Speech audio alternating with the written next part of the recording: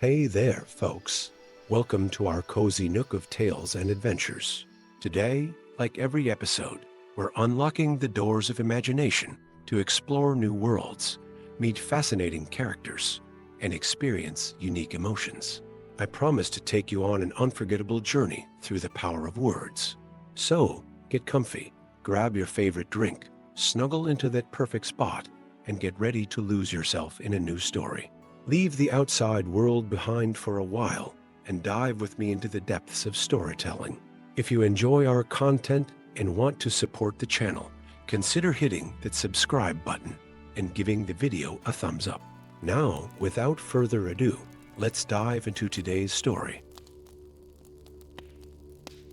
The icy wind howled across the desolate landscape of the Frostfang Mountains, carrying with it the whispers of ancient magic and forgotten prophecies.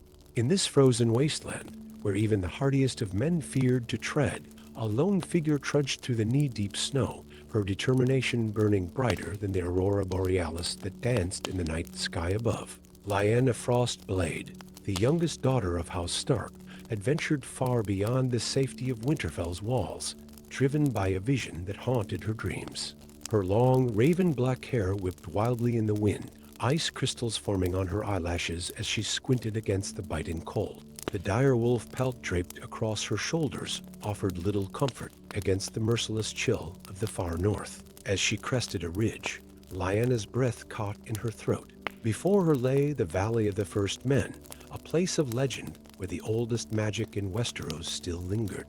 Monolithic stones, etched with runes that glowed with an eerie blue light, stood sentinel around a frozen lake. At the center of the lake, barely visible through the swirling snow, rose a tower of black ice that seemed to pierce the very heaven. The Tower of the Long Night, Lyanna whispered, her words carried away by the wind. It was here, according to the ancient text hidden deep within Winterfell's crypts, that the key to saving the realm from the coming darkness lay hidden. As Lyanna made her way down the treacherous slope, the ice beneath her feet groaned and shifted. Suddenly, a crack like thunder split the air, and the ground gave way. She plummeted into darkness, tumbling through a hidden cavern until she landed with a thud on cold, hard stone. Dazed but unbroken, Lyanna rose to her feet, her hand instinctively reaching for the Valyrian steel dagger at her hip. As her eyes adjusted to the gloom, she gasped. The walls of the cavern were adorned with intricate cave paintings, depicting a great battle between men and creatures of ice. At the center of it all stood a figure wielding a sword that blazed with white fire. The sword of ice, Lyanna breathed, her heart racing. It's real, a voice, as ancient as the stones themselves, echoed through the cavern. Who dares enter the sanctum of the three-eyed raven? Lyanna whirled around, coming face to face with an old man seated upon a throne of weirwood roots. His skin was as pale as milk, and a third eye, wrinkled but alert, gazed at her from the center of his forehead. I am Lyanna of House Stark, she declared, her voice steady despite her racing heart. I seek the sword of ice to save the realm from the coming darkness. The three-eyed raven studied her for a long moment before speaking. The sword you seek is not a weapon to be wielded lightly, child of winter. It is destiny itself, forged in dragonfire and tempered in the blood of heroes. Are you prepared to pay the price it demands? Lyanna stood tall, her stark gray eyes flashing with determination. I am. A sad smile played across the old man's lips. Then your journey has only just begun. Seek the last dragon in the east, for only with fire and ice united can the long night be banished. Before Lyanna could question him further, the cavern began to shake. Rocks tumbled from the ceiling, and she was forced to flee, narrowly escaping as the entrance collapsed behind her. As she emerged into the biting cold once more, Lyanna knew her path was set. She must journey to Essos and find the last Targaryen. Months passed as Lyanna made her way across the narrow sea, battling pirates, outwitting sellswords, and navigating the treacherous politics of the free cities. Her quest led her to the great grass sea of the Dothraki, where whispers spoke of a silver-haired youth who could command dragons. It was on the outskirts of Vaes Dothrak that Lyanna finally encountered him. Aegon Targaryen, last of his name, stood before a great pyre, 3 dragon eggs nestled in the flames. As Lyanna approached, The fire roared to life, and from the ashes emerged 3 tiny dragons, their scales glistening in the firelight. Aegon turned to her, his violet eyes wide with wonder. "Who are you?" he asked, cradling a small black dragon in his arms. "I am Lyanna Stark," she replied, dropping to one knee, "and I have come to ask for your help in saving the realm from darkness." As Lyanna recounted her journey and the prophecy of the 3-eyed raven, Aegon's expression grew grave. "I have had visions of ice and death," he admitted, "but I never understood their meaning until now." Together, Lyanna and Aegon set out on a perilous journey back to Westeros. The small dragons grew quickly, feeding on the magic that seemed to pulse through the very air around them. By the time they reached the shores of the north, the beasts were large enough to ride, their wings casting great shadows over the snow-covered landscape. As they approached the wall, a terrifying sight greeted them. The ancient barrier of ice and magic was under siege. An army of the dead, led by creatures with eyes of piercing blue, clawed at its foundations. The Night's Watch, vastly outnumbered, fought valiantly to hold them back. Lyanna and Aegon soared over the battlefield on Dragonback, raining fire upon the undead hordes. But even dragonfire seemed to only slow the tide of death that threatened to engulf the world of the living. "We must find the Sword of Ice," Lyanna shouted over the din of battle. "It's our only hope." Guided by some instinct she couldn't explain, Lyanna urged her dragon towards the Night Fort, the oldest and largest castle on the wall. As they landed in the abandoned courtyard, the very stones seemed to whisper with ancient power. Deep within the castle's depths, they discovered a hidden chamber. At its center stood a pedestal of black ice, and upon it lay a sword that shimmered with an otherworldly light. As Lyanna approached, she felt a jolt of recognition. This was the blade she had seen in her visions, the key to defeating the darkness. But as she reached for the hilt, a figure materialized before her. It was a woman of unearthly beauty, her skin as pale as moonlight, her hair white as snow. Her eyes, a brilliant blue, seemed to pierce Lyanna's very soul. "Who dares to claim the Sword of Winter?" The woman's voice echoed through the chamber. Aegon stepped forward, his hand on the pommel of his own sword. "We seek to save the realm from the long night. Are you friend or foe?" The woman's laughter was like the tinkling of icicles. "I am neither, young dragon. I am the winter's heart, guardian of this blade. To wield it comes at a great cost. Are you willing to pay the price?" Lyanna and Aegon exchanged a glance, an unspoken understanding passing between them. "We are," they said in unison. The winter's heart nodded solemnly. "Then let it be so. The Sword of Ice requires a sacrifice of fire and ice. Only through the union of your bloodlines can its true power be unleashed." Understanding dawned on Lyanna and Aegon. Without hesitation, they clasped hands, their blood mingling as they grasped the hilt of the Sword of Ice together. Power surged through them, ancient and terrible, as the blade blazed to life with white fire.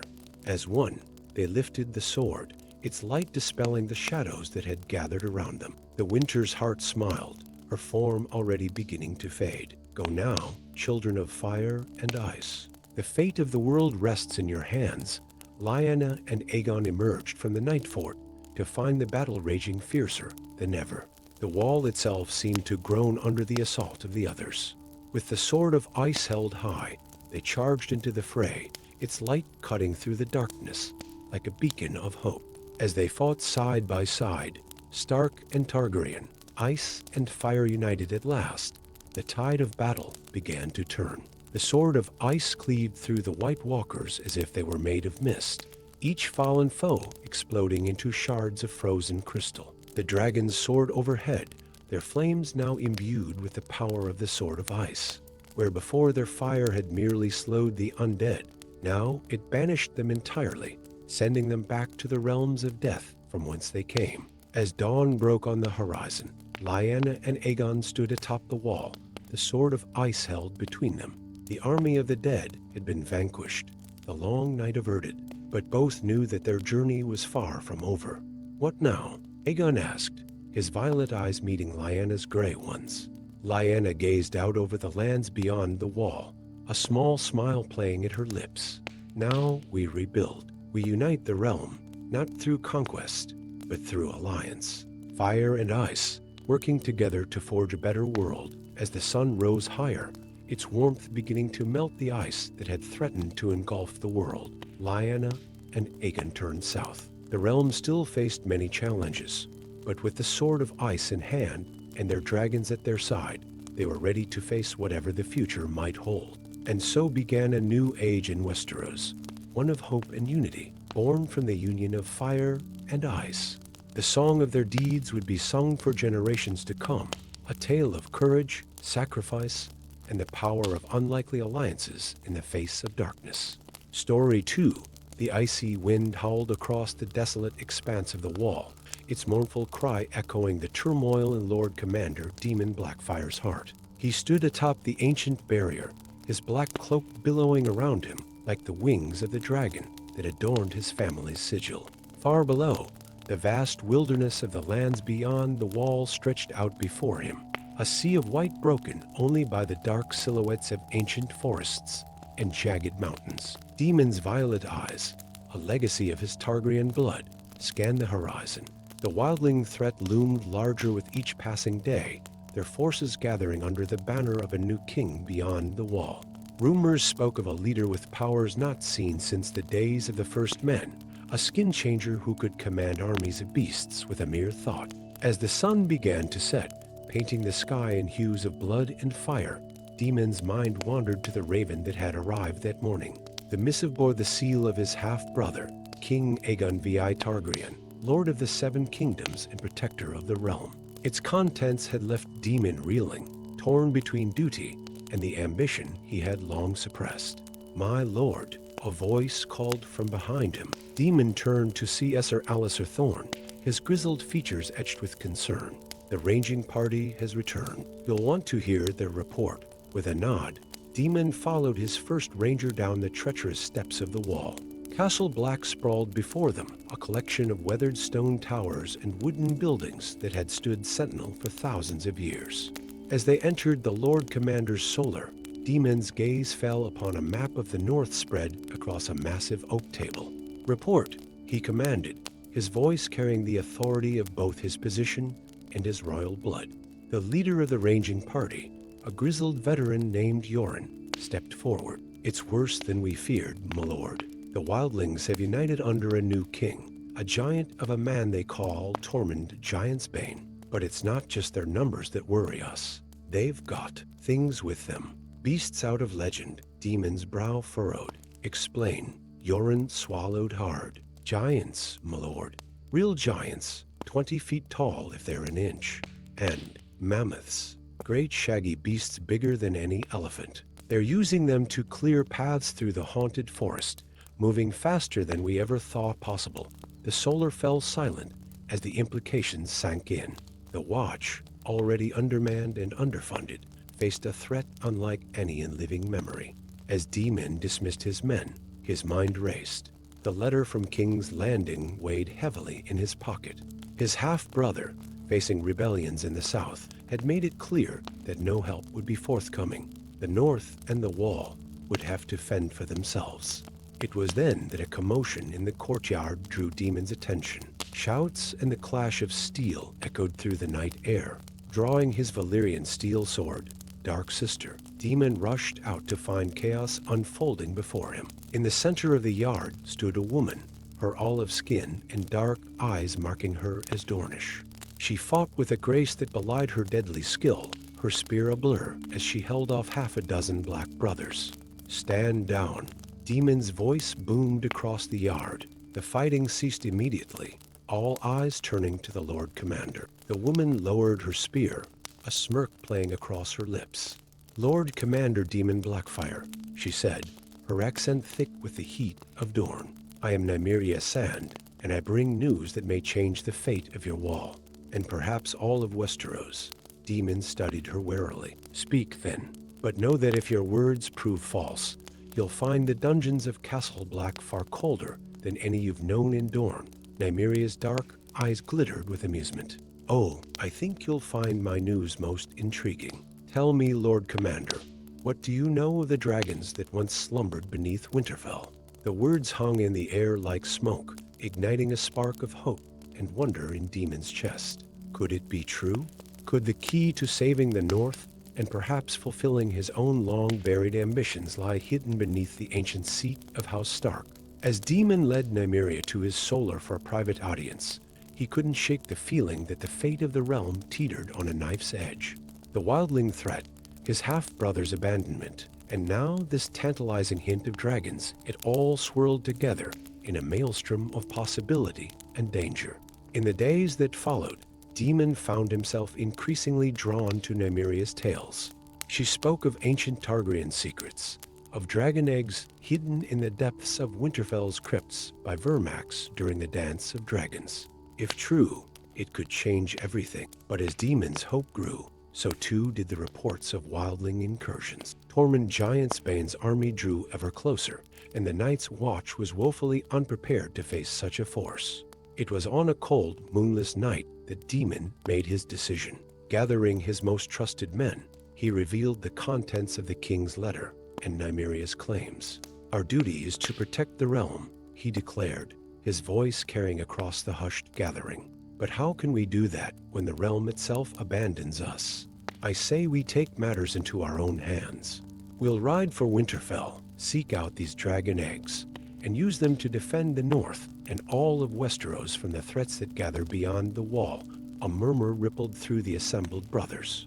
It was Esser Alliser who spoke first, his voice gruff but filled with resolve. "It's treason what you're proposing, but by all the gods, old and new, it might be our only chance." "I'm with you, Lord Commander." One by one, the other brothers voiced their support. As dawn broke, Demon led a small party south, leaving Castle Black in the capable hands of his first ranger. The fate of the Watch, the North, and perhaps all of Westeros hung in the balance. The journey to Winterfell was fraught with danger. Winter storms lashed at them, and more than once they had to fight off desperate smallfolk driven to banditry by the harsh conditions. But Demon's determination never wavered. Dark Sister, always at the ready. When they finally arrived at Winterfell, they found the ancient castle in a state of unrest. The Stark garrison, led by the young and inexperienced Brandon Stark, was struggling to maintain order as news of the wildling threat spread panic through the North. It was Nymeria who convinced Brandon to grant them access to the crypts. Her silver tongue and Demon's royal blood eventually swayed the young lord, though suspicion lingered in his eyes. Deep beneath Winterfell, in chambers older than memory, they found what they sought. 3 dragon eggs, their scales shimmering with an inner fire despite the centuries of cold and darkness. As Demon's hand closed around one, he felt a surge of power unlike anything he had ever known. But their discovery came at a cost. Word of Demon's actions had reached King's Landing, and his half-brother had declared him a traitor to the realm. Even now, loyalist forces were marching north to arrest him. Caught between the advancing wildling horde and his brother's armies, Demon faced the most difficult decision of his life. Should he return to the wall with the dragon eggs, hoping to hatch them in time to face Tormund Giantsbane's forces? Or should he turn south, using the power of the dragons to claim the Iron Throne for himself and unite the realm against the coming threat? As Demon stood in the Godswood of Winterfell, the ancient heart tree seeming to watch him with knowing eyes, he felt the weight of history on his shoulders. Whatever choice he made would shape the fate of Westeros for generations to come. With a deep breath, Demon made his decision. He would return to the wall, to the vows he had sworn and the brothers who depended on him. But he would do so with the power of dragons at his command, ready to face whatever threats came from beyond the wall or within the realm itself. As Demon and his companions rode north, the dragon eggs safely secured, a sense of destiny filled the air. The coming days would test them all, but for the first time in years, hope bloomed in Demon's heart. Fire and ice would meet in battle, and the song of dragons would once again echo across the lands of Westeros. The Black Dragon had chosen duty over ambition, but in doing so, he may have set in motion events that would change the face of the Seven Kingdoms forever. As the wall loomed on the horizon, Demon Blackfire steeled himself for the challenges ahead, ready to write a new chapter in the eternal struggle between fire and ice.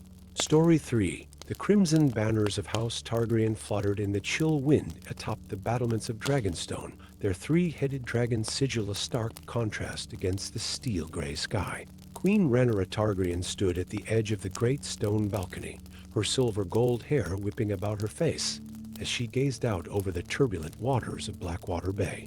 In the distance, dark storm clouds gathered, mirroring the turmoil in her heart. 3 days had passed since the ravens brought news of her uncle's betrayal. Daemon Targaryen, the rogue prince, had declared himself the true heir to the Iron Throne, rallying discontented lords to his cause with promises of glory and gold. But it was not just men that flocked to his banner. He had somehow gained control of 3 of the oldest and most fearsome dragons in the realm, Vermithor, Silverwing, and Sheepstealer. Rhaenyra's fingers tightened on the rough stone of the balustrade. She had her own dragon, the magnificent Syrax, but even the mighty golden beast was no match for 3 ancient worms. The young queen closed her eyes, feeling the weight of her crown pressing down upon her brow. She had dreamed of this moment since childhood, of ruling the 7 kingdoms as the first queen of Westeros in her own right. But now, with rebellion spreading like wildfire across the realm, her grip on the throne felt as tenuous as smoke. A soft cough behind her broke through her reverie. Rhaenyra turned to find Miss Araya, her mistress of whispers, standing in the shadows of the doorway. The pale Lysine woman's face was a mask of careful neutrality, but Rhaenyra could see the tension in her eyes. "Your Grace," Miss Araya said, her voice barely above a whisper, "they await you in the chamber of the painted table." Rhaenyra nodded, squaring her shoulders as she swept past her advisor. The long walk through the winding corridors of Dragonstone gave her time to steel herself for what was to come. She knew the suggestion her counsel would make it was the same whisper that had haunted her thoughts since news of Daemon's betrayal reached her shores. The chamber of the painted table fell silent as Rhaenyra entered, all eyes turning to their queen. The massive table that dominated the room, carved in the shape of Westeros, seemed to mock her with its vastness. How could she hope to hold such a realm when her own blood turned against her? "Your Grace," Lord Corlys Velaryon, the sea snake, began, his weathered face grave. "We have discussed the matter at length, and we believe there is only one path forward if we are to defeat your uncle and secure your reign." Rhaenyra's violet eyes swept across the assembled lords and ladies. "Speak plainly, Lord Velaryon. What is it you propose?" It was Grand Maester Orwyle who answered, his chains clinking softly as he shifted in his seat. "The Red Priests of R'hllor, Your Grace. They claim to possess magics that can awaken dragons from stone. With such power at your command, you could match your uncle's strength and more." A hush fell over the chamber as the weight of the suggestion settled upon them all. Rhaenyra's gaze drifted to the far end of the painted table, where the stone dragons of Dragonmont loomed. Could it be possible? Could the fire magic of the East truly breathe life into cold stone? The price would be high, Your Grace, Miss Araya warned, her voice soft but carrying in the stillness of the room. The Lord of Light demands sacrifice for such power. Blood and fire in equal measure. Rhaenyra felt a chill run down her spine despite the warmth of the chamber. The thought of dark magic and blood sacrifice went against everything she had been taught, everything she believed in as a Targaryen and a queen. And yet, as her eyes roamed over the painted table, taking in the vast expanse of the realm she had sworn to protect, she knew she could not dismiss the possibility out of hand. "Send for them," she said at last, her voice ringing with quiet authority. "I would hear what these Red Priests have to say."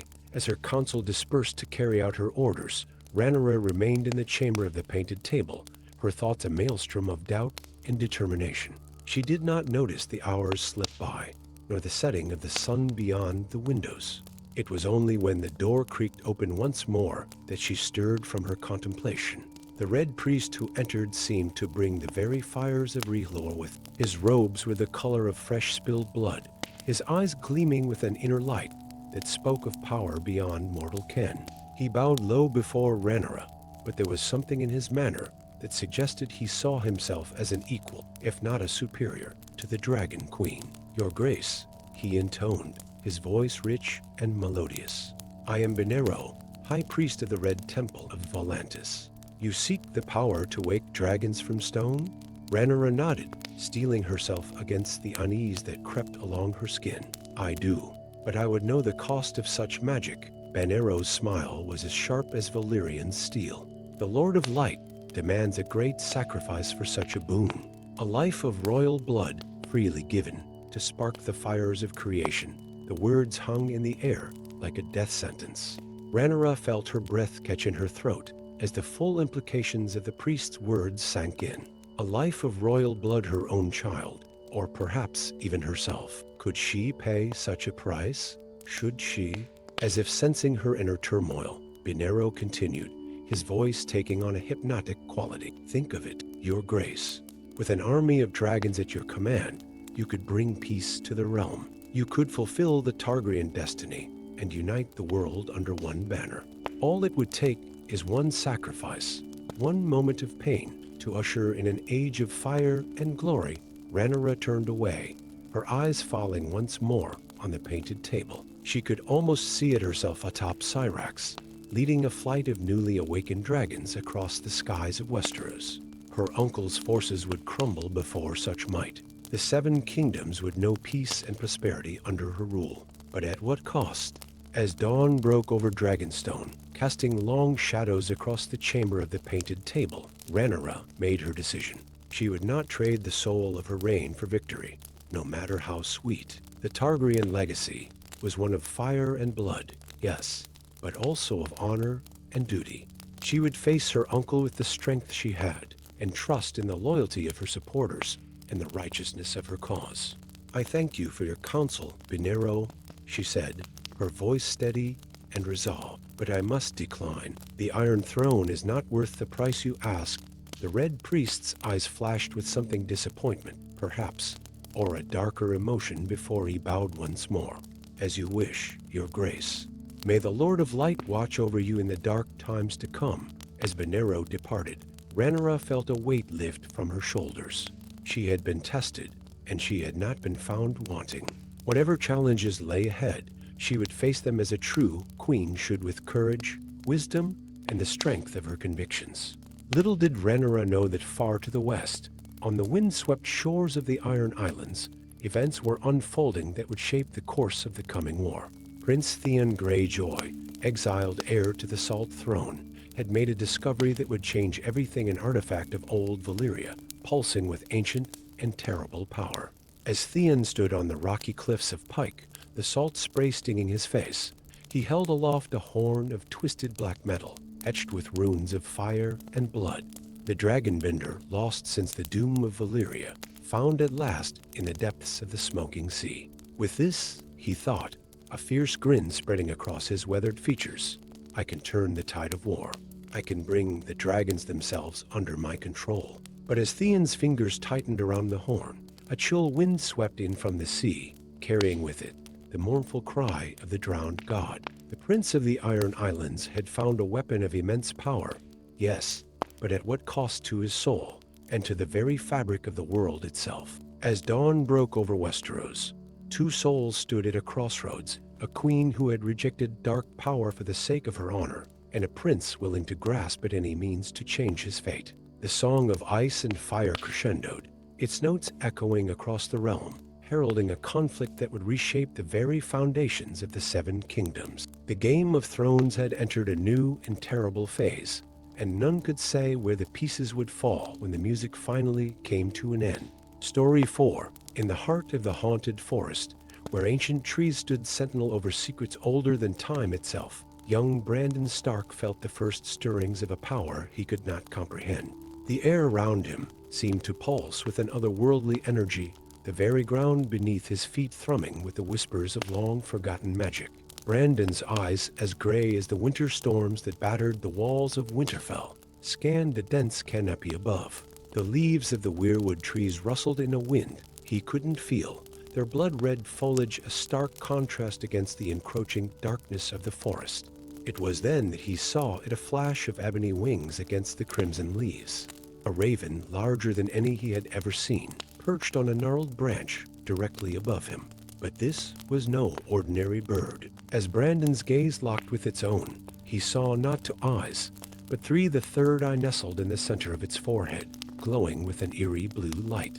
Who are you? Brandon whispered, his voice barely audible above the soft whisper of leaves. The raven cocked its head, regarding the young Stark with an intelligence that sent a shiver down his spine. When it spoke, its voice echoed not in the air, but directly in Brandon's mind. "I am the one who sees," the raven intoned, its mental voice carrying the weight of millennia.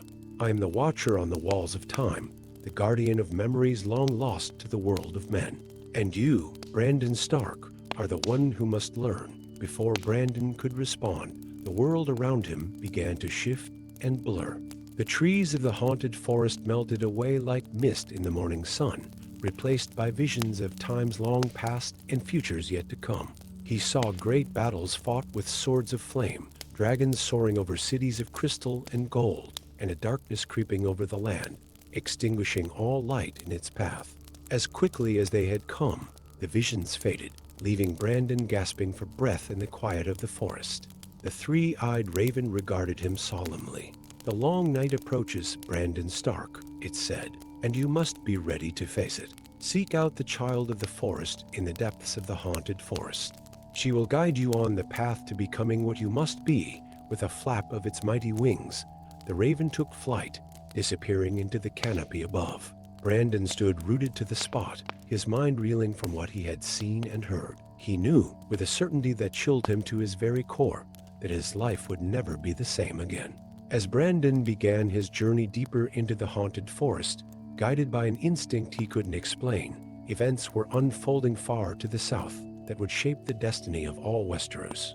In the opulent chambers of the Red Keep, Cersei Lannister, the Queen Regent, paced like a caged lioness.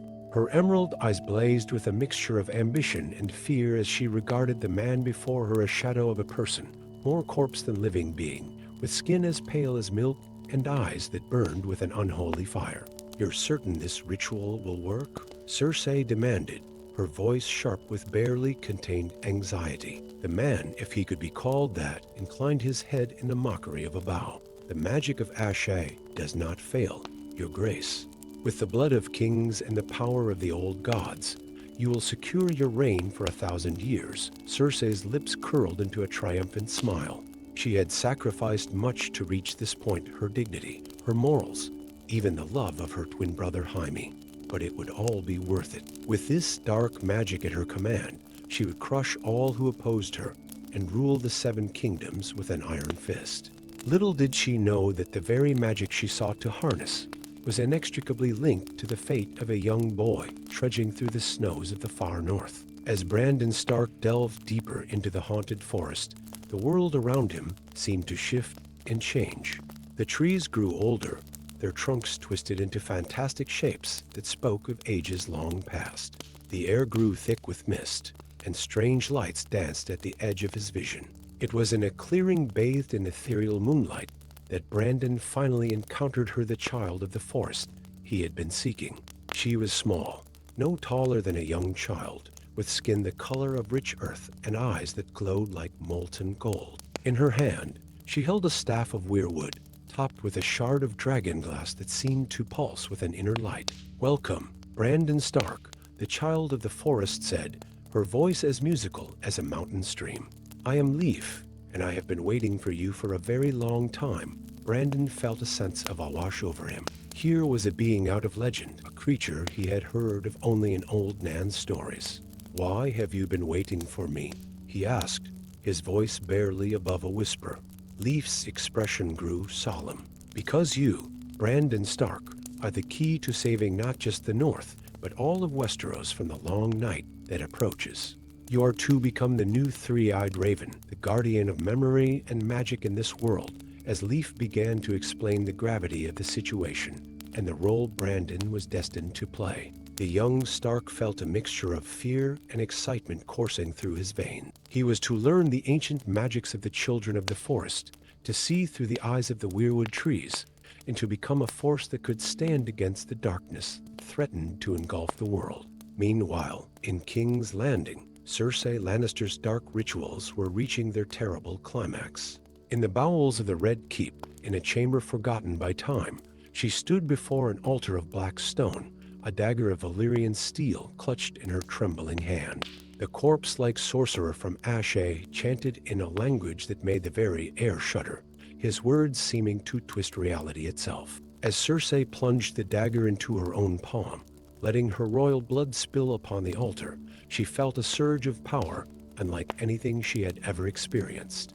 But with that power came a price. As the magic took hold, Circe saw visions of a future. She had not anticipated a winter without end, a darkness that consumed everything in its path, and at the heart of it all, a figure with eyes of ice that seemed to stare directly into her soul. As Brandon Stark delved deeper into the mysteries of the old magic under Leaf's tutelage, and Cersei Lannister grappled with the consequences of her dark bargain, the fate of Westeros hung in the balance. The coming conflict would not just be a Game of Thrones, but a battle for the very soul of the world. In the Godswood of Winterfell, the ancient heart tree stirred, its carved face sweeping tears of blood. The old gods were awakening, their power rising to meet the threat that loomed on the horizon.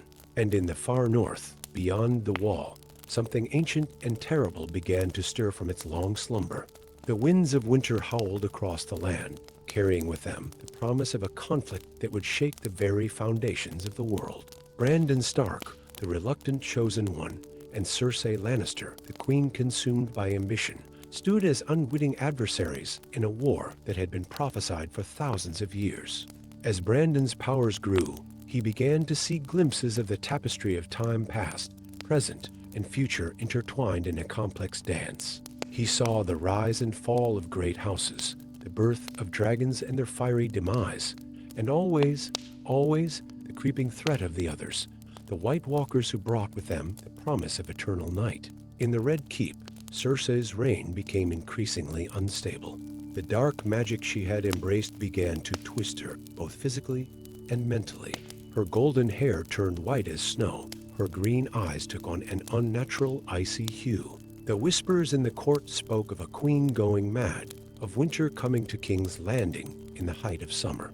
As the two paths, one of ancient wisdom, one of corrupted power, hurtled towards their inevitable collision, the fate of Westeros hung in the balance. The song of ice and fire reached its crescendo, a melody of hope and despair, of light and darkness, of life and death. In the end, it would be Brandon Stark, the boy who became the three-eyed raven, who would stand as the last bastion against the long night.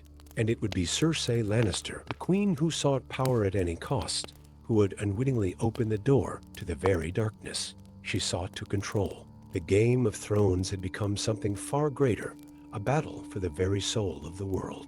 And as the first snows began to fall in the south, and the wall in the north groaned under an unseen pressure, the people of Westeros would soon learn that in the great game of ice and fire, you win or you die, and death, in this case, might be the kinder fate. Story 5. The salt-laden wind whipped across the deck of the Stormbreaker, carrying with it the acrid scent of smoke and ash. Lord Yeller Belares stood at the prow, his silver-gold hair gleaming in the dying light of day. His violet eyes, a legacy of his Valyrian bloodline, scanned the horizon with a mixture of hope and trepidation. In his arms, wrapped in layers of silk and dragon hide, lay the most precious cargo in all of Westeros, the last known dragon egg in existence. As the distant shores of Westeros came into view, Yeller allowed himself a moment of reflection. He had fled Volantis with nothing but the clothes on his back and this priceless relic of his ancestors. The Belares family, once proud dragon lords of Old Valyria, had been reduced to exiles and fugitives. But with this egg, Yeller dared to dream of restoration, of reclaiming the glory that had been lost in the doom. His reverie was shattered by a cry from the crow's nest. Sail, black sails on the horizon. Yeller's heart raced as he squinted against the fading light. There, barely visible in the gathering gloom, were the unmistakable black sails of the faceless men.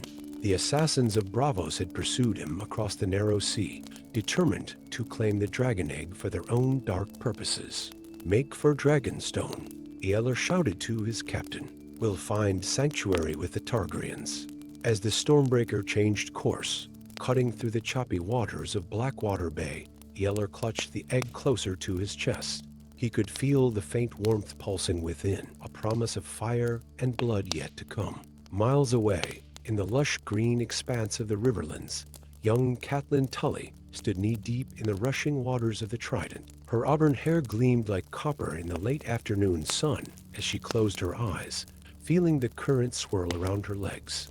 For weeks now, she had been plagued by strange dreams, visions of running through moonlit forests on four legs, of soaring through storm-tossed skies on wings of shadow. As Catelyn opened her eyes, she gasped. The world around her had shifted, colors becoming sharper, scents more vibrant. She could hear the heartbeats of fish swimming downstream, taste the very air on her tongue. With a start, she realized she was no longer standing in the river, but crouching on all fours at the water's edge. Catelyn caught her reflection in the rippling surface and nearly cried out in shock. Staring back at her was not the face of a young noblewoman, but the fierce visage of a direwolf, its eyes Tully blue. Before she could process this impossible transformation, Catelyn felt herself being pulled back, the world blurring around her, until she once again stood on two legs in the shallow waters of the Trident. She stumbled back to the shore, her mind reeling. What was happening to her?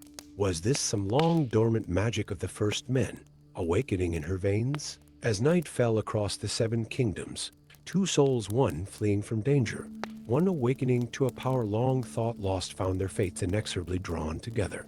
The Old Valyria arrived at Dragonstone under the cover of darkness, the foreboding silhouette of the ancient Targaryen stronghold looming against the star-strewn sky. King Jaehaerys Targaryen, second of his name, received the exiled Valyrian lord with cautious interest.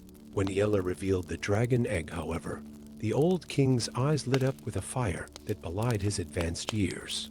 "You have brought us a great gift, Lord Valyria," Jaehaerys said, his voice trembling with emotion as he cradled the egg in his withered hands. "Perhaps the salvation of our house." But even as Yella began to hope for a new beginning, dark forces were converging. The faceless men had not given up their pursuit, and whispers of a dragon egg spread through the court like wildfire. Ambitious lords and cunning spymasters began to plot, each seeking to claim the egg for themselves. Meanwhile, in the Riverlands, Catelyn Tully struggled to come to terms with her newfound abilities. Each night, she would steal away from Riverrun, shifting into the form of a direwolf to run beneath the light of the moon. She reveled in the freedom, the raw power that coursed through her veins. But with each transformation, she felt a wildness growing within her, threatening to consume the person she had once been. It was during one of these midnight excursions that Catelyn first sensed a darkness stirring in the heart of the realm. As she stood atop a hill, her wolf's eyes scanning the horizon, she caught the scent of something ancient and terrible awakening. A chill ran down her spine, and she knew with sudden certainty that a threat was looming, one that would require all her newfound powers to face. As the days turned to weeks, tensions in King's Landing reached a boiling point. Yella found himself caught in a web of intrigue, never knowing who to trust. The dragon egg, once a symbol of hope, now felt like a millstone around his neck. He began to wonder if he had made a terrible mistake in coming to Westeros. It was in this atmosphere of mistrust and paranoia that the first reports began to trickle in from Harrenhal. Travelers spoke of strange lights seen in the burned-out towers, of unearthly screams echoing across the God's Eye in the dead of night. King Jaehaerys dispatched ravens to Lord Went, demanding answers, but no response came. Catelyn Tully, her powers growing stronger by the day, felt drawn to Harrenhal like a moth to a flame. In her wolf form, she could sense the wrongness emanating from the ancient castle, a corruption that seemed to seep into the very land itself. She knew she had to investigate, but feared what she might find. As fate would have it, it was Yella Valyria who provided the catalyst for action. Frustrated by the political maneuvering in King's Landing and fearing for the safety of the dragon egg, he made a fateful decision. Under cover of night, he slipped away from Dragonstone, the precious egg tucked safely in his saddlebags. His destination, Harrenhal, where legends spoke of hidden chambers deep beneath the castle, forged by magic and dragonfire. The journey was perilous, with faceless men dogging his steps and suspicion greeting him at every turn. But Yella pressed on, driven by a conviction that the fate of the realm, perhaps of the world itself, hung in the balance. It was on the shores of the God's Eye, within sight of Harrenhal's twisted towers, that Yeller Baleries and Catelyn Tully finally met, she in her wolf form, he clutching the dragon egg to his chest, both drawn by forces they couldn't fully comprehend to this nexus of ancient power. As their eyes met Violet Valyrian and Tully Blue, a jolt of recognition passed between them. Here, at last, was an ally in the face of the coming darkness. Catelyn shifted back to her human form, and Ealer's eyes widened in amazement. "You're a skin changer," he breathed, the pieces falling into place. "A gift of the first men, thought lost to time." Catelyn nodded, her gaze fixed on the egg in Ealer's arms. "And you carry fire-made flesh," she said softly. "We're going to need both if we're to face what awaits us in Harrenhal." Together, the last sign of Valyria and the skin changer of the Riverlands made their way towards the looming bulk of Harrenhal. As they drew closer, the very air seemed to thicken, charged with an energy that made their skin prickle and their hearts race. They entered the castle through a hidden postern gate, guided by Catelyn's heightened senses. The courtyards were eerily silent, the stones beneath their feet thrumming with a malevolent energy. As they descended into the depths of Harrenhal, following passages that had not seen the light of day in centuries, the wrongness Catelyn had sensed grew stronger. At last, they reached a vast underground chamber, its walls adorned with strange, swirling patterns that seemed to move in the flickering torchlight. At the center of the room stood an altar of black stone, and upon it, a sight that made both Yeller and Catelyn's blood run cold, a creature of living shadow, its form constantly shifting and roiling, with eyes like chips of ice. At last, the shadow creature hissed, its voice like the rustling of dead leaves. "The pieces are in place. Fire and blood, fang and claw, the elements needed to complete the ritual." With a gesture, tendrils of darkness shot out, wrapping around Yeller and Catelyn, pulling them towards the altar. The dragon egg pulsed with heat, its shell beginning to crack.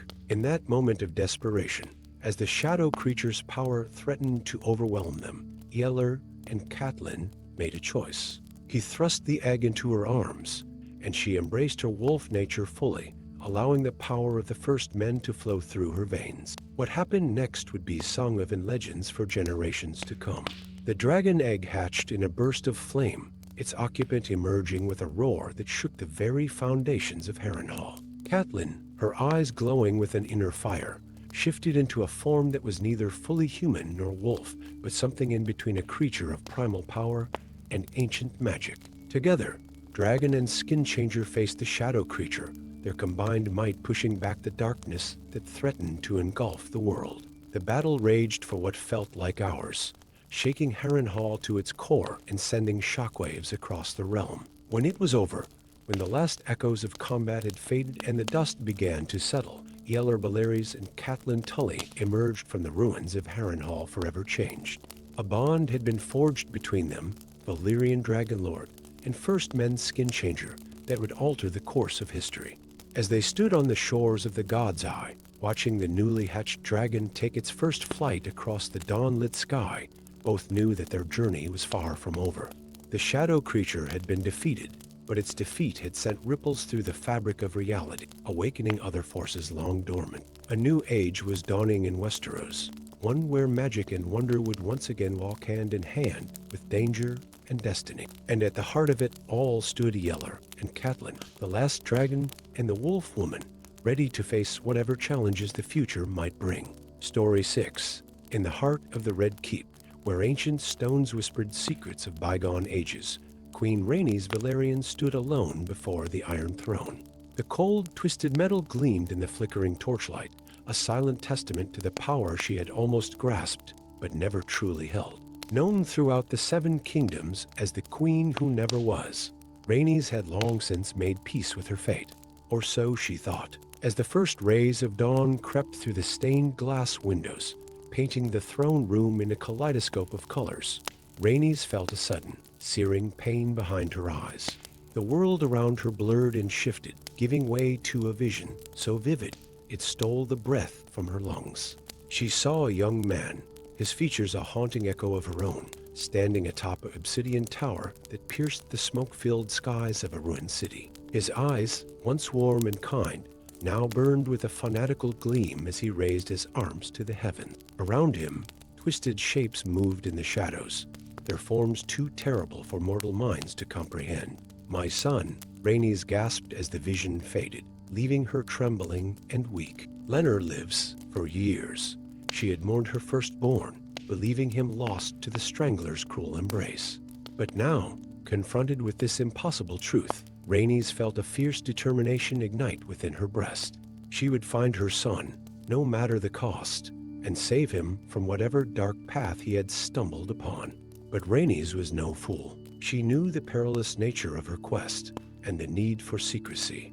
With swift, decisive action, she assembled an unlikely crew for her flying ship, the Seahorse's Wing, a marvel of Valyrian engineering that had been her constant companion through years of exploration and adventure. First came Maester Marwyn, known as the Mage, a renegade scholar whose pursuit of forbidden knowledge had earned him exile from the Citadel.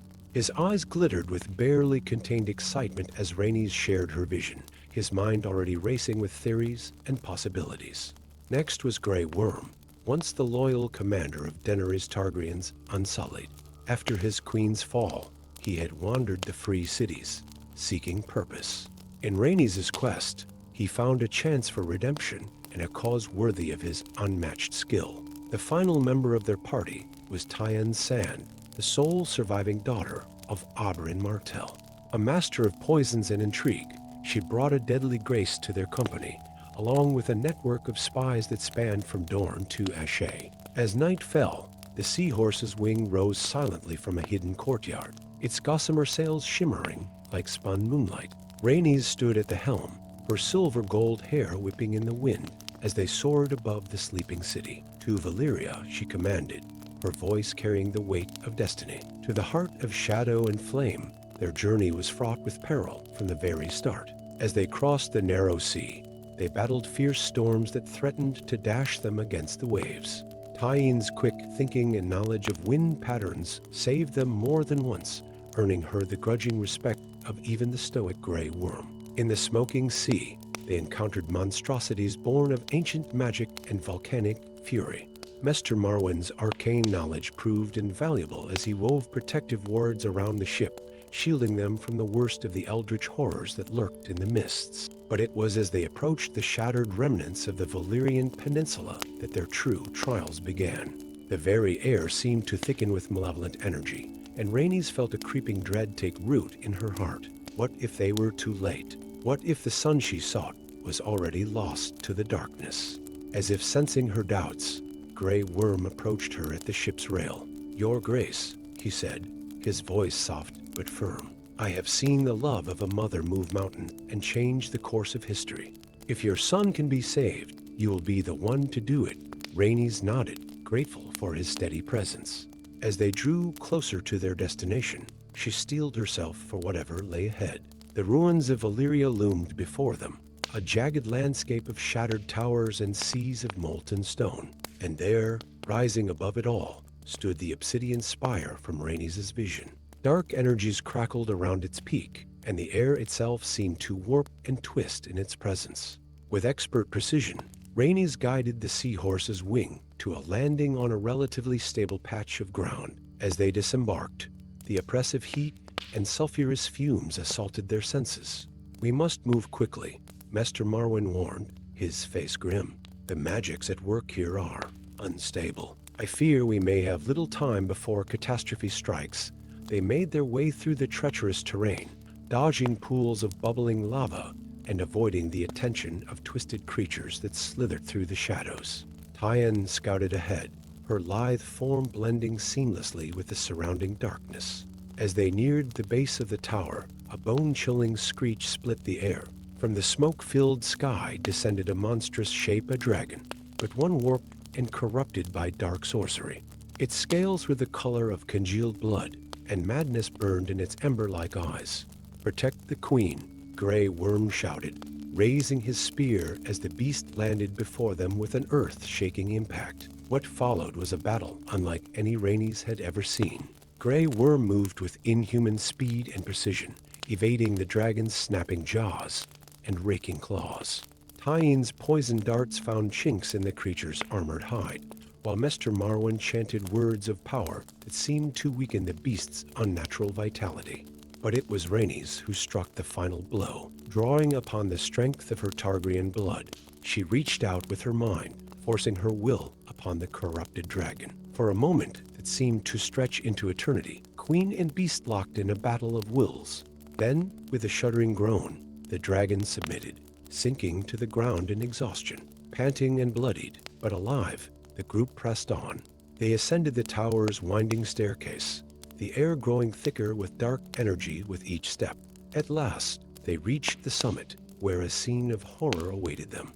Lennar stood at the center of a complex magical array, his arms raised as he chanted in a language that set Rhaenys' teeth on edge. Around him swirled ethereal forms, the shades of long-dead Valyrian sorcerers, their spectral faces twisted with malice. "My son," Rhaenys cried out, her voice cutting through the otherworldly din. "Lennar, please, stop this madness." For a moment, Lennar's chanting faltered. He turned, his eyes widening in recognition and shock. "Mother," he whispered, confusion etched across his features. "But how? Why are you here?" Rhaenys took a step forward, her heart aching at the lost look in her son's eyes. "I've come to bring you home, my love. Whatever darkness has taken hold of you, we can fight it together." But the shades were not so easily thwarted. With a chorus of unearthly shrieks, they surged towards Lennar, their spectral tendrils seeking to reclaim their puppet. What followed was a battle fought on two fronts, physical and metaphysical. While Grey Worm and Tyen fought to keep the more corporeal threats at bay, Maester Marwyn and Rhaenys joined their powers to shield Lennar from the grasping shades. In the midst of the chaos, mother and son locked eyes. In that moment, a lifetime of love, regret, and hope passed between them. With a cry of anguish and determination, Lennar broke free from the magical array, shattering the link between him and the malevolent spirits. The tower began to crumble around them as the dark energies, now uncontrolled, tore at the very fabric of reality. "We must go now," Maester Marwyn shouted above the din. They fled down the disintegrating staircase, Rhaenys supporting the weakened Lennar. Behind them, the shades wailed in fury and despair as their link to the mortal world was severed. They reached the seahorse's wing just as the ground began to give way beneath their feet. With Rhaenys at the helm and her son safe beside her, they took to the skies, leaving the collapsing ruins of Valyria behind them. As they soared above the smoking sea, Lennar turned to his mother, his eyes clear for the first time in years. "I'm sorry," he whispered, tears streaming down his face. I thought I could bring back the glory of Old Valyria. But I was a fool, manipulated by forces I didn't understand." Rhaenys pulled him close, her own eyes glistening with unshed tears. "You're safe now, my love. That's all that matters." As the first light of dawn broke over the horizon, painting the sky in hues of hope, the seahorse's wing carried its passengers towards home. Rhaenys knew that challenges lay ahead, explanations to be given, wounds to be healed. But for now, with her son returned and her unlikely family around her, she allowed herself to feel something she hadn't truly felt in years: joy. The queen who never was had found her crown at last, not in power or politics, but in the fierce love of a mother who would move heaven and earth for her child. And as they flew towards the rising sun, Rhaenys knew that whatever the future held, they would face it together. Story 7. In the shadow of the Moonstone Mountains, where mist clung to ancient pines and whispers of forgotten magic echoed through deep valleys, stood the village of Ember's End. Here, amid the rhythmic clanging of hammer on anvil, lived Eddard Blackfyre, last scion of a bloodline both revered and reviled throughout the Seven Kingdoms. Unaware of his true heritage, Eddard had known only the life of a simple blacksmith, his days filled with the honest toil of shaping metal and mending tools. Yet even as he worked, strange dreams plagued his nights, visions of fire and blood, of a throne forged from 1,000 swords, and a darkness that threatened to swallow the world. On the eve of the summer solstice, as Eddard closed his forge and prepared for the village's annual feast, a figure emerged from the twilight mists. Clad in robes of deepest crimson, her hair as red as fresh spilled blood, the woman's very presence seemed to make the air shimmer with barely contained power. "Eddard Blackfyre," she intoned, her voice carrying the weight of prophecy. "I am Melisandre of Ashe, Priestess of Rihlor, the Lord of Light, the time has come for you to claim your destiny. Eddard's hand instinctively tightened around his hammer. You're mistaken, he said, his voice gruff with suspicion. I'm no Blackfire, just a simple smith. Melisandre's lips curled into a knowing smile. The blood of kings and conquerors flows through your veins, whether you acknowledge it or not. And now, when darkness rises to threaten all of Westeros, that blood must answer the call. With a flourish, she produced a cloth-wrapped bundle from the folds of her robe. As she unwrapped it, Eddard's eyes widened in disbelief. There, glinting in the fading light, lay a sword of legendary proportions. Its blade rippled with the telltale signs of Valyrian steel, its hilt adorned with rubies that seemed to pulse with an inner fire. Blackfire, Eddard whispered, the name rising unbidden to his lips. Yes, Melisandre confirmed. The ancestral sword of House Targaryen, lost for generations. It has awakened, calling for the hand of its true wielder. Only you, Eddard Blackfire, can master its power and lead the fight against the coming darkness. As if responding to her words, a cold wind swept through the village, carrying with it the unmistakable stench of decay.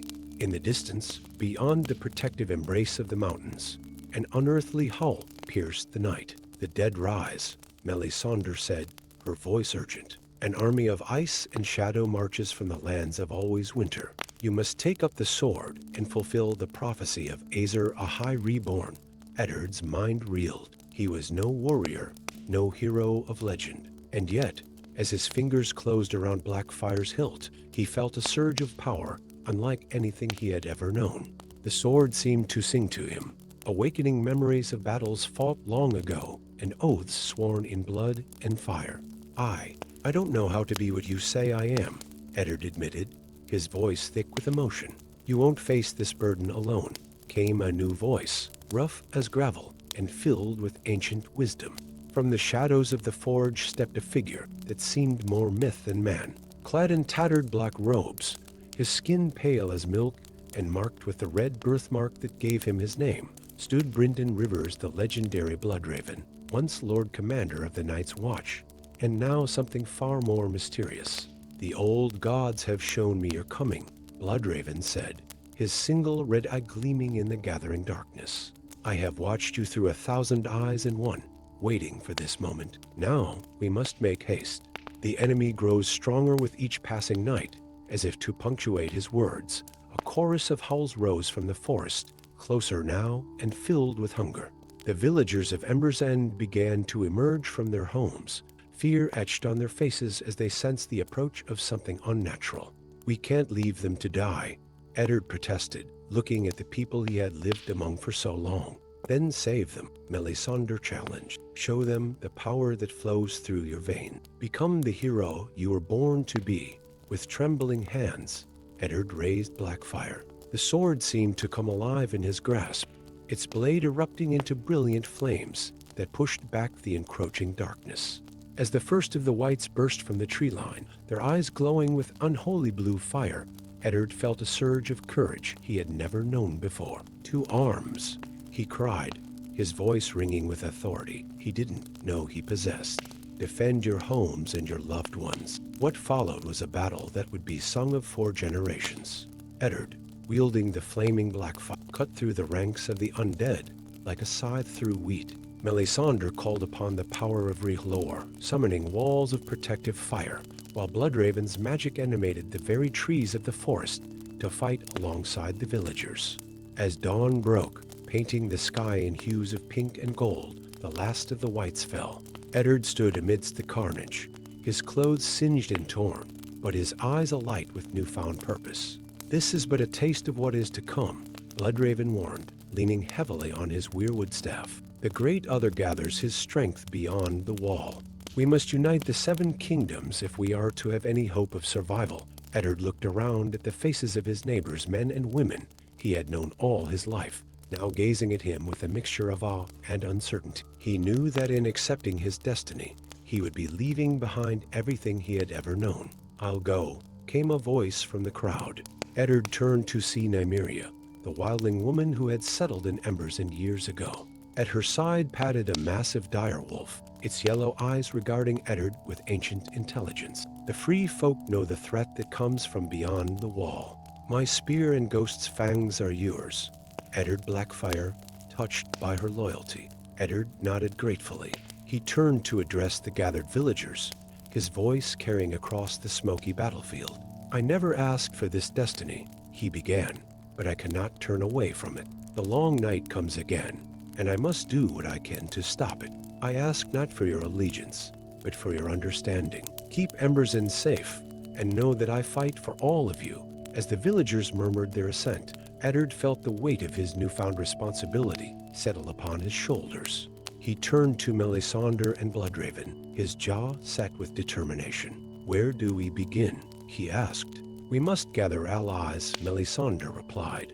There are those across the 7 kingdoms who will rally to our cause if we can convince them of the threat, and we must unlock the full potential of your power, Bloodraven added. The blood of Old Valyria runs strong in you, Eddard. You must learn to harness it, to become the dragon in truth as well as name.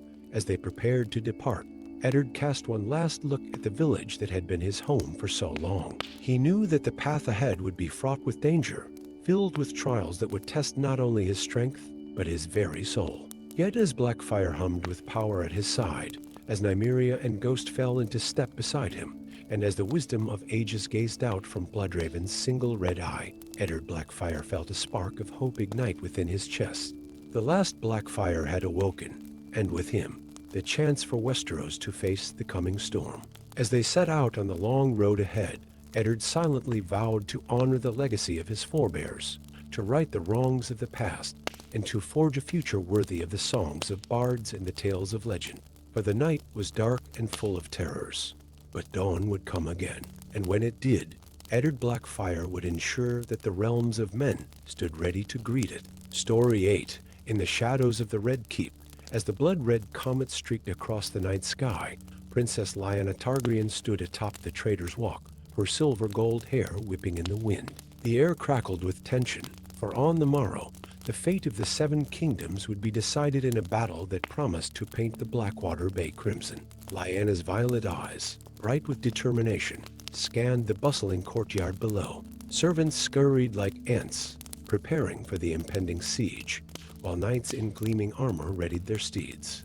The princess's hand instinctively tightened around the hilt of her sword, Dragonfang, a gift from her late father, on her 16th Namaday. As she turned to descend the stone steps, a whisper caught her ear, carried on the breeze like a serpent's hiss. She paused, her keen senses alert. The voice, barely audible, spoke of betrayal and dark bargains. Lyanna's heart froze as she recognized the speaker, her own brother, Prince Aegon, heir to the Iron Throne. Hidden behind a gargoyle's grotesque form, Lyanna listened in growing horror as Aegon conspired with a hooded figure. Their words painted a grim picture. Her brother, driven mad by fear and ambition, planned to surrender the city to their enemies, the savage Dothraki horde led by the self-proclaimed Call of Calls, Drogo the Conqueror. As the conspirators parted ways, Lyanna's mind raced. She knew she couldn't confront Aegon directly. His Kingsguard would surely imprison her before she could warn anyone. With the fate of the realm hanging by a thread, the young princess made a decision that would alter the course of history. Under the cover of darkness, Lyanna slipped from the Red Keep, a cloak of midnight blue, concealing her distinctive Targaryen features. She made her way through the labyrinthine streets of King's Landing, the stench of fear and desperation thick in the air. At last, she reached the city gates, where a trusted friend awaited with 2 swift horses. As they galloped into the night, Lyanna shared her dire news with Esser Barristan Selmy, the aged but loyal knight who had served her family for decades. The old warrior's face grew grim as he realized the gravity of the situation. We must find a way to save the kingdom, my princess, Esser Barristan said, his voice filled with resolve. But where can we turn? The Dothraki will be upon us within days, and we have no army to match theirs. Lyanna's eyes gleamed with a fierce light. There is one power that could turn the tide, she said. The legends speak of Balerian's egg, hidden away in the depths of Dragonstone. If we could find it and awaken its power, we might yet save the 7 kingdoms.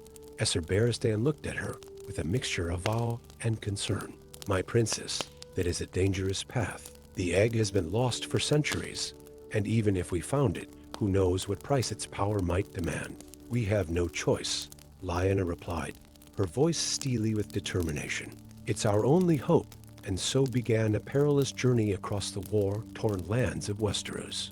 Lyanna and Esser Barristan traveled by night and hid by day, evading Dothraki scouts and dodging the spies of her treacherous brother. They crossed raging rivers and scaled treacherous mountain passes, all while the red comet blazed overhead, a portent of doom, or perhaps of destiny. As they neared the shores of Blackwater Bay, fate intervened in the form of a chance encounter. In a smoky tavern on the outskirts of Rosby, they met Thoros of Myr, a red priest with a reputation for drunkenness and failed prophecies. But there was something in the man's bloodshot eyes that spoke of hidden depths and terrible visions. "I've been waiting for you, Princess," Thoros slurred, his words heavy with the weight of destiny. "The Lord of Light has shown me your coming. Fire and blood will awaken, and the world will tremble." Lyanna exchanged a wary glance with Esser Barristan, but something in Thoros's words resonated with her. Against her better judgment, she allowed the Red Priest to join their quest. The unlikely trio commandeered a fishing boat and set sail for Dragonstone, the ancestral seat of House Targaryen. As they approached the foreboding island, with its twisted towers of black stone, Lyanna felt a stirring in her blood. The very air seemed charged with ancient magic. They landed under the cover of darkness and began their ascent of the Dragonmont, the vast volcano at the heart of the island. The higher they climbed, the more treacherous the path became. Poisonous fumaroles belched sulfurous fumes, while the ground beneath their feet trembled with ominous rumbles. At last, they reached the caldera. There, in a chamber carved from obsidian, they found what they sought, Valyrian's egg, a massive orb of black and crimson, pulsing with latent power. But they were not alone. From the shadows emerged a figure Lyanna had hoped never to see again. Her brother, Prince Aegon, his once handsome face twisted with madness and greed. "Did you think I wouldn't know of your little adventure, sister?" Aegon sneered, drawing his sword. "The egg is mine. With its power, I'll rule not just Westeros, but the entire world." What followed was a battle that would be sung of for generations. Steel clashed against steel as Lyanna and Esser Barristan fought Aegon and his Kingsguard. Thoros chanted prayers to R'hllor, his sword wreathed in mystical flames.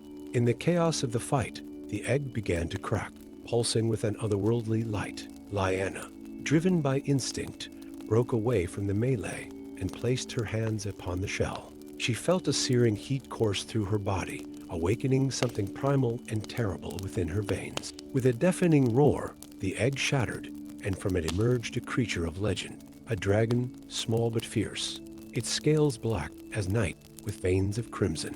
It fixed its molten eyes upon Lyanna, recognizing her as its master. In that moment of distraction, Aegon struck. His sword plunged towards Lyanna's heart, but Esser Barristan, loyal to the last, threw himself in its path. The old knight fell, his lifeblood staining the obsidian floor.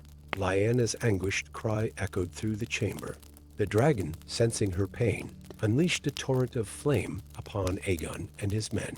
In seconds, they were reduced to ash. As the echoes of battle faded, Lyanna knelt beside the dying Esser Barristan.